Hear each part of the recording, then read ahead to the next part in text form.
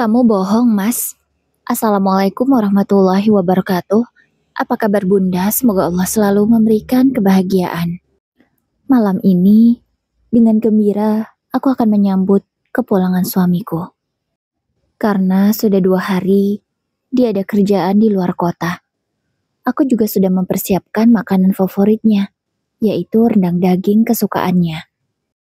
Mas Danu paling senang sekali dengan rendang daging buatanku. Jadi, aku sudah membuatkan untuknya. Pasti dia lahap makannya. Gumamku senang. Setengah jam menunggu, akhirnya Mas Danu tiba. Suara mobilnya sudah memasuki halaman rumah. Aku hafal betul suara mobil suamiku itu. Dengan senyum terukir di bibirku, aku membukakan pintu. Mas Danu keluar dari pintu kemudi. Ia tersenyum ke arahku. Tentu aku langsung membalasnya. Namun seketika senyumku hilang. Setelah ada seseorang yang keluar dari pintu sebelah kiri. Siapa dia? Batinku bertanya. Setelah orang itu menunjukkan wajahnya, aku baru tahu siapa dia. Kok Mas Danu sama Siska ya? Apa mereka ada kerjaan bareng? Batinku lagi. Keduanya berjalan ke arahku. Tapi tunggu, kenapa ada yang aneh ya? Kayak ada yang salah. Aku memperhatikan mereka berdua dari depan pintu. Keduanya tampak bergandengan tangan mesra. Untuk persekian detik, aku tidak menyadari kejanggalan itu. Aku seolah membeku, tidak memikirkan apa-apa. Hingga akhirnya aku sadar.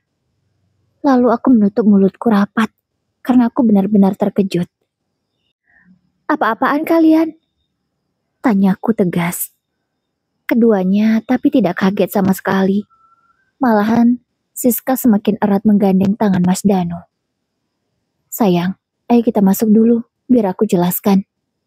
Ucap suamiku enteng kemudian berusaha menggandeng tanganku agar ikut bersamanya masuk ke dalam rumah. Tapi aku tak sudi, tangan itu langsung ketepis dengan kasar. Aku memilih jalan duluan mendahului mereka. Kuhempaskan tubuh ini di sofa dengan kasar. Aku benar-benar emosi. Pikiranku sudah melayang kemana-mana. Rasa marah sudah membara di hati ini. Sayang, kamu jangan marah dulu. Izinkan aku menjelaskan ya. Ucap Mas Danu dengan suaranya yang lembut. Tapi, aku tak luluh seperti biasanya. Emosi semakin membara. Aku hanya diam sambil melipat tanganku di dada. Mukaku cemberut, bibirku monyong. Air mata pun sebenarnya sudah akan jatuh, tapi berusaha aku tahan. Jadi gini Bunga, sebenarnya aku dan Siska, ucap Mas Danu tiba-tiba terhenti. Ada apa kalian? Tanya aku ketus.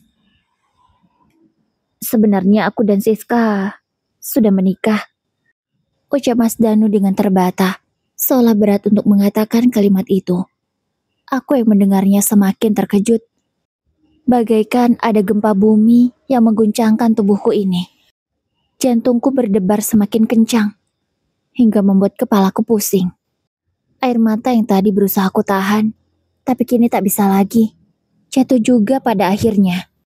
Apa maksud kamu, Mas? Kamu tidak sedang bercanda, kan? Tanyaku dengan suara bergetar. Tidak, Bunga. Aku tidak bercanda. Aku serius. Aku dan Siska sudah menikah.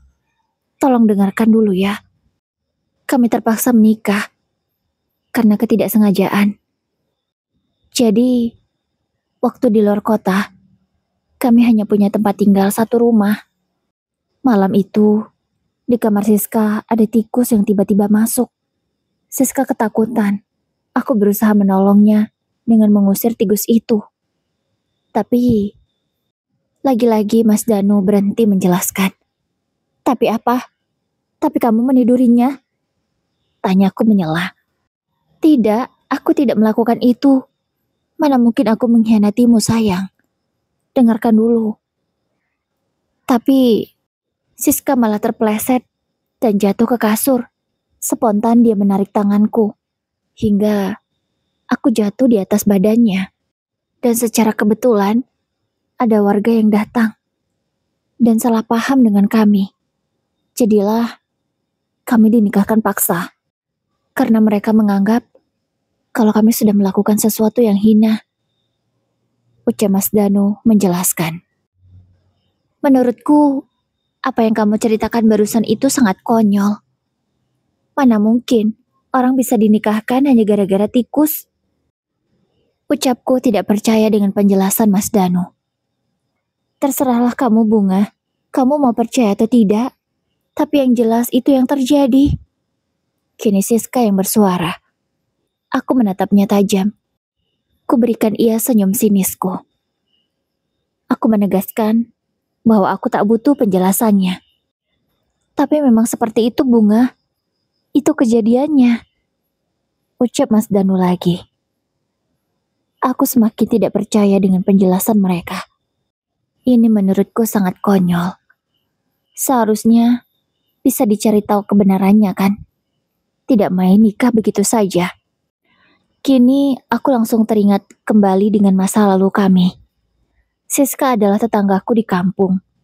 Dia memang terkenal sebagai wanita nakal.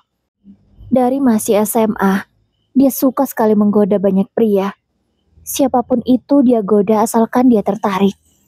Aku paham karena memang kami berteman. Tapi tidak kusangka kalau sekarang dia menjadikan suamiku sebagai mangsanya. Padahal aku yang membantunya agar bisa bekerja di perusahaan suamiku. Tapi tidak kusangka dia malah merebut suamiku. Jangan-jangan ini skenario Siska supaya bisa menikah dengan Mas Danu. Aku akan cari tahu nanti. Kupikir kamu sudah berubah, Siska. Tapi ternyata masih sama saja ya. Bahkan kamu tega merebut suami temanmu sendiri. Ucapku ke Siska. Wanita itu terlihat tidak terima dengan perkataanku. Dia sampai memelototiku. Tapi aku tidak takut. Kenapa? Kamu tidak terima dengan ucapanku? Memang kenyataannya begitu kan? Lanjutku lagi. Siska semakin tidak terima. Bahkan kini dia berdiri dan mengepalkan tangannya. Siska, sudah. Tolonglah mengerti perasaan Bunga. Wajar kalau dia marah. Ucap Mas Danu berusaha mencegah Siska. Kalian berdua itu sama saja. Sama-sama munafik. Aku tak yakin jika gara-gara tikus kalian menikah. Lihat saja ya. Jika aku menemukan bukti yang jelas, aku akan tuntut kalian. Ucapku tegas kemudian masuk ke dalam kamarku. Di dalam kamar, aku menumpahkan semua kesedihanku. Ingin rasanya berteriak, tapi tidak mungkin kulakukan. Karena kalau sampai berteriak dan mereka mendengar, mereka bisa tertawa bahagia melihatku terpuruk begini. Aku hanya bisa menangis meluapkan seluruh kesedihanku tanpa suara. Aku benar-benar kecewa sama kamu, Mas.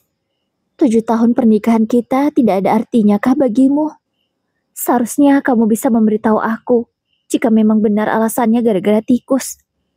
Tapi aku tak yakin. Pasti ada sesuatu yang lain. Kamu benar-benar tega, Mas. Apa kamu lupa kalau Siska itu temanku? Ucapku benar-benar kecewa. Di tengah malam, aku terbangun. Karena tadi aku ketiduran. Aku belum melaksanakan sholat Isya. Aku segera keluar kamar untuk mengambil air wudhu. Rumah berukuran 7 kali 20 meter ini terasa sepi dan sunyi. Aku sempat melihat ke arah ruang tamu. Apakah Mas Danu tidur di sofa? Karena kalau memang gara-gara tikus, dia pasti tidak akan sekamar dengan Siska. Tapi setelah kulihat tidak ada siapapun di ruang tamu. Itu artinya Mas Danu tidur sekamar dengan Siska. Mereka pasti tidur di kamar tamu. Benar kan? Kamar tamu dalam keadaan tertutup. Mana mungkin kalau nikah terpaksa? Kalian sudah terbiasa begitu, batinku. Aku segera ke kamar mandi untuk mengambil air wudhu, lalu melaksanakan sholat Isya di musola rumah. Rumahku ini terdapat 3 kamar tidur, 1 musola, ruang tamu, ruang keluarga, dan dapur. Melihat langit-langit rumahku, aku teringat lagi bagaimana aku dan Mas Danu berjuang untuk membangun rumah ini bersama.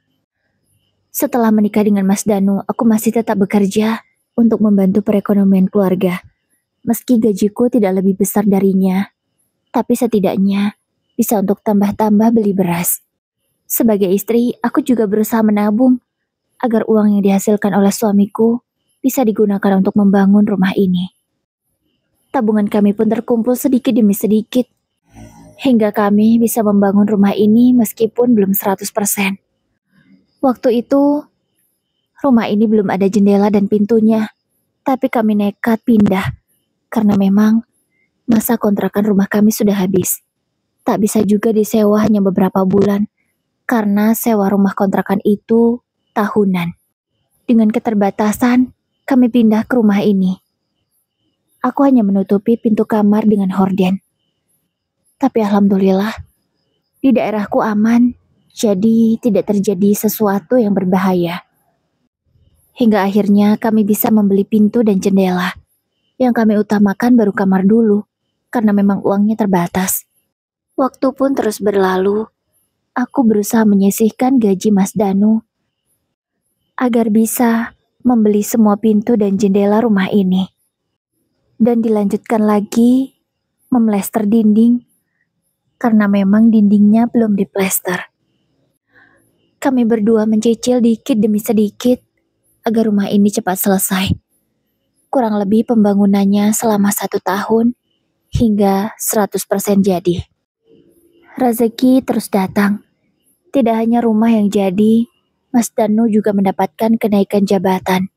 Yang dulunya hanya karyawan biasa, ia sudah diangkat menjadi manajer.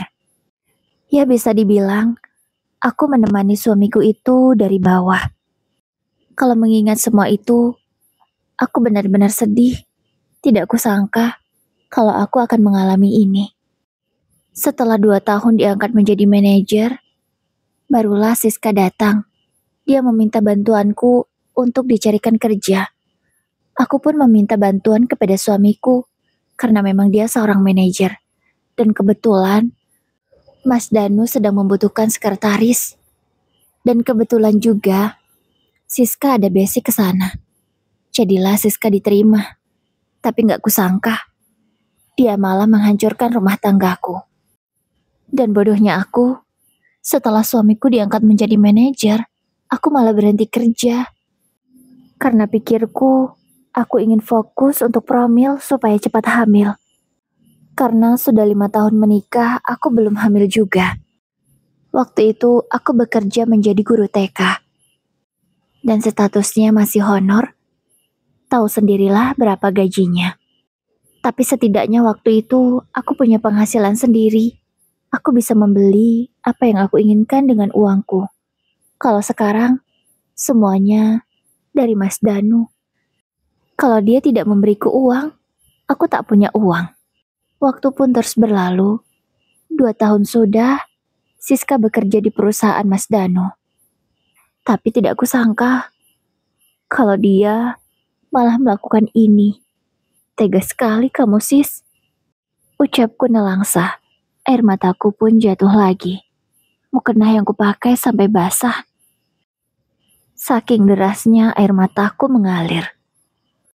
Selesai berdoa dan menangis, aku masuk ke dalam kamarku lagi. Tapi sebelum itu, aku sempat melirik ke arah kamar tamu.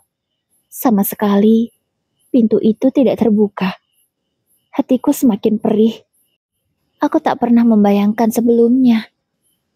Kalau di rumah ini, akan ada wanita lain yang menjadi istriku dan tidur bersamaku di kamar yang selama ini aku bersihkan. Dan di dalam rumah yang susah payah, aku dan Mas Danu membangunnya. Keesokan paginya, tak seperti biasanya. Pagi-pagi, biasanya aku sudah buat sarapan. Tapi kali ini, hal itu tidak aku lakukan. Aku memilih bermalas-malasan dan hanya menyiapkan keperluanku sendiri. Bunga, kamu gak masak ya? Tanya Mas Danu sambil mengetuk pintu dari luar. Aku segera membuka pintu itu. Aku gak masak. Kalau kamu mau makan, minta saja ke istri barumu. Ucapku ketus kemudian menutup pintu itu lagi dengan kuat. Bunga, jangan seperti anak kecil, kenapa? Seharusnya kamu bisa menerima keadaan ini, karena ini sudah takdir, ucap Mas Danu berteriak dari luar. Aku benar-benar kesal mendengarnya. Bisa-bisanya dia bilang ini takdir. Aku yakin ini tidak seperti yang mereka ceritakan. Pokoknya, kalau sampai aku menemukan bukti yang jelas, kalau kalian membohongiku, akan kutuntut kalian berdua. Gumamku dalam hati. Dan aku memilih menyalakan musik dengan kuat, agar tidak bisa lagi mendengar suara Mas Danu yang berteriak dari luar. Yang aku lakukan sekarang adalah mencari tahu tentang hubungan mereka sebelum ini. Karena feelingku mengatakan kalau mereka sudah ada hubungan sebelumnya. Aku mencari tahu lewat sosial media yang dimiliki oleh Siska. Banyak sekali foto-foto yang ia unggah. Foto itu bersama seorang pria tapi tidak pernah dinampakkan wajahnya. Dan setelah aku perhatikan, aku baru ngeh kalau itu adalah foto suamiku. Aku hafal dari tangan dan bajunya. Di beberapa foto juga terlihat cincin pernikahan kami yang dikenakan oleh Mas Danu. Sepertinya dia kelupaan untuk melepas cincin itu. Ada juga foto yang lain, jam tangan yang dipakai oleh Mas Danu. Itu aku yang membelikan, jadi aku paham betul. Kenapa dari dulu aku tak pernah melihat sosial media Siska, padahal kami berteman. Aneh sekali. Apa jangan-jangan dia menyembunyikan dariku ya? Karena memang sekarang ini aku memakai akun palsu untuk menstalking mereka. Aku langsung men-screenshot semua gambar-gambar yang aku dapat untuk aku jadikan barang bukti. Jadi ini ya, yang menikah gara-gara tikus, gumamku. Mana ada menikah terpaksa tapi kalian mesra. Pasti sudah ada hubungan sebelumnya kan? Lanjutku lagi. Aku juga menstalking sosial media Mas Danu. Kalau di sana tidak ada sesuatu yang mencurigakan. Semua hanya postingan soal kerjaannya saja. Bahkan fotoku saja tak pernah diposting oleh Mas Danu. Foto terakhir yang dia posting adalah foto pernikahan kami. Itu pun sudah 5 tahun yang lalu. Kupikir memang suamiku tak suka posting-posting foto. Tapi ternyata ada hati yang dia jaga. Aku hanya bisa tersenyum perih melihat fakta-fakta ini. Hatiku benar-benar tidak karuan. Hal itu juga membuat selera makanku hilang. Dari pagi sampai malam, aku hanya minum teh manis saja. Karena nasi tak bisa aku telan. Sudah jam 9 malam, Mas Danu dan Siska belum pulang. Aku tidak tahu keberadaan mereka. Aku pun tidak peduli juga. Mau pulang atau tidak terserah. Yang jelas sekarang aku akan mengumpulkan bukti sebanyak mungkin agar bisa menjebloskan kalian berdua ke penjara. Ini kan akunnya Bu Sela. Ucapku senang karena aku menemukan akun sosial media milik Bu Sela. Bu Sela adalah rekan sekantor Mas Danu. Semoga aku bisa mendapatkan informasi dari dia. Aku segera mengirimkan pesan ke Bu Sela. Beruntungnya pesanku dibaca dan dibalas. Kami besok janjian untuk bertemu. Keesokannya, seperti biasa, aku tak lagi menyiapkan sarapan atau membereskan rumah. Rumahku biarkan berantakan. Aku tidak peduli, walau sebenarnya mata ini risih. Karena selama ini aku tak pernah membiarkan rumahku dalam keadaan kotor. Kamu mau kemana, Bunga? Pagi-pagi kok sudah rapi? Tanya Mas Danu yang baru bangun tidur dan keluar dari kamar Siska. Karena memang semenjak tahu kalau dia sudah menikah dengan Siska, aku tak mau lagi tidur sekamar dengannya. Mendengar pertanyaan itu, aku tak sudi menjawabnya. Aku memilih langsung keluar rumah dan pergi begitu saja tidak berpamitan. Aku tahu ini dosa, tapi jujur aku masih sangat marah dengan Mas Danu. Di sebuah kafe, aku sudah ditunggu oleh Bu Sela. Aku menceritakan apa yang terjadi di dalam rumah tanggaku. Bu Sela tentu sangat terkejut. Karena selama ini yang dia tahu, aku sudah mengizinkan kalau Siska memiliki hubungan dengan Mas Danu. Sekarang malah aku yang bingung. Bagaimana maksudnya Bu Sela? Tanyaku. Iya, selama ini Siska bilang kalau kamu sudah merestui hubungan mereka. Makanya saya nggak curiga sama sekali. Dan saya memang tidak mau ikut campur urusan orang. Lagian kok bisa sih kamu nggak tahu kalau suami kamu ada hubungan dengan wanita lain? Tanya Bu Sela. Itulah Bu saya. Saya terlalu percaya dengan Mas Danu. Sehingga saya tak pernah curiga. Dia mau kemana juga saya percaya. Dia pamit keluar kota untuk kerja saya juga percaya. Tidak pernah mikir yang macam-macam. Saya yakin kalau suami saya kerja dan tidak aneh-aneh. Tapi saya nggak nyangka kalau malah ini yang terjadi. Jawabku. Ya ampun Bunga, saya turut prihatin dengan keadaan rumah tangga kamu ya. Saya hanya bisa mendoakan.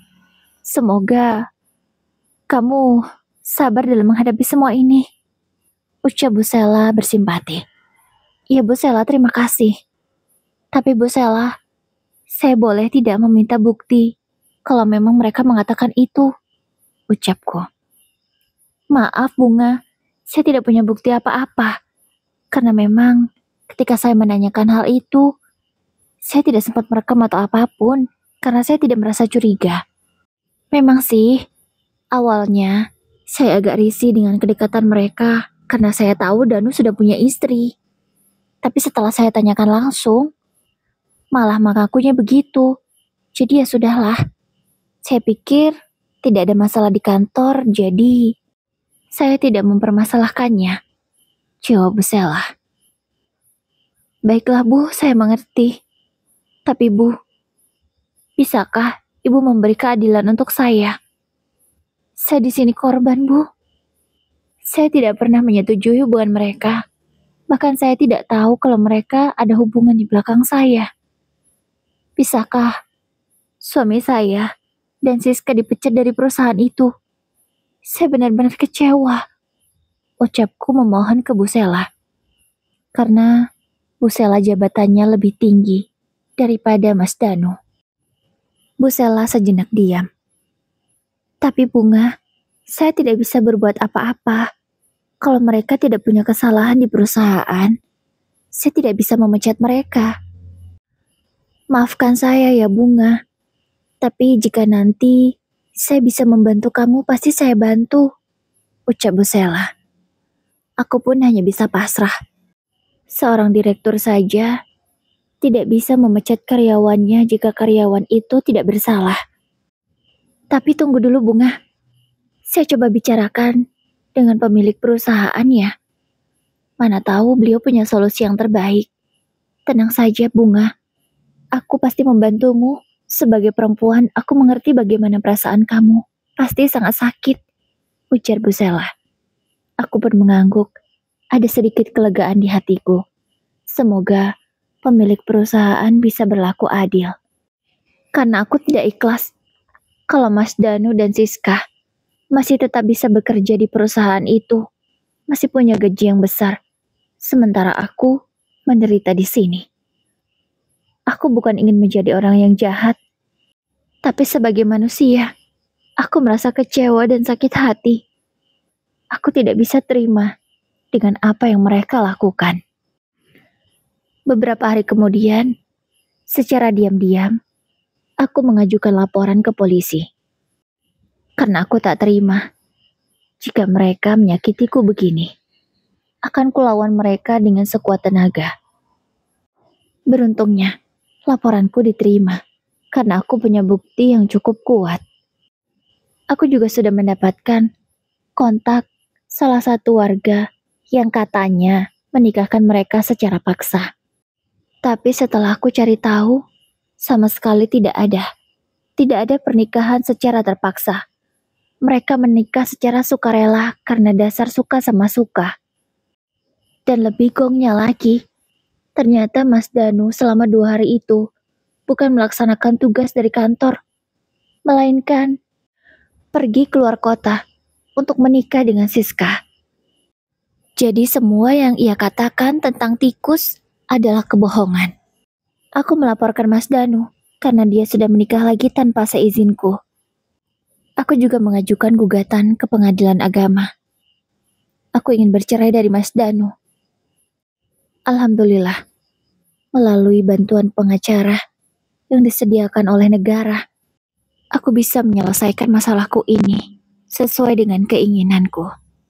Karena aku memang mencari keadilan. Mas Danu dan Siska sudah mendapatkan apa yang sepantasnya mereka dapatkan. Perusahaan tempat mereka bekerja juga sudah memecatnya secara tidak hormat. Iya, Bu Sela berhasil membantuku. Aku lega sekali. Aku bersyukur karena bertemu dengan orang yang baik. Dan alhamdulillah, rumah yang kami punya menjadi hakku sebagai harta gono gini. Aku juga sudah mulai bekerja lagi. Karena siapa lagi yang akan menafkahiku kalau bukan diriku sendiri? Aku melamar kerja lagi di TK. Alhamdulillah aku diterima. Aku kembali lagi menjadi guru. Bertemu anak-anak yang lucu dan polos. Sukses membuatku lupa dengan semua masalah yang aku hadapi. Untunglah, aku masih dikelilingi orang baik. Begini ya rasanya, jika punya masalah, tapi sudah tidak punya orang tua. Tidak ada tempat untuk mengadu. Tidak ada tempat untuk mengeluh. Hanyalah Tuhan dan diri sendiri yang bisa menguatkan. Terima kasih semuanya yang sudah membantu dan mendoakanku selama ini.